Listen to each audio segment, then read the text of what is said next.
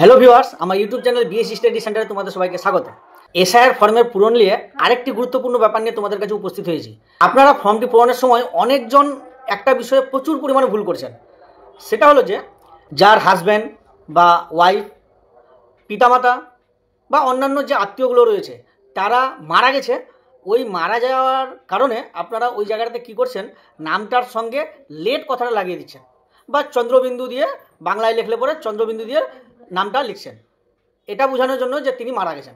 কিন্তু না, আপনারা সেটাই ওখানে লিখবেন যেটা আপনার ভোটার কার্ডে কিংবা 2002 সালের লিস্টে রয়েছে।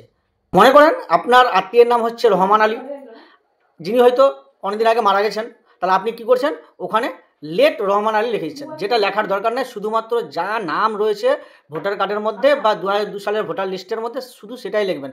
এখানে রহমান আলীর জায়গায় যদি অন্য ভুল নাম থেকে থাকে, রহমানকে হয়তো রাহামান করে দিয়েছে, তাহলে আপনি রাহামানটাই লিখবেন এবং তার পিতার নাম যেটা আছে সেটাই লিখবেন। এখানে অন্য কোনো কারেকশন করার দরকার নেই। Thank you for watching.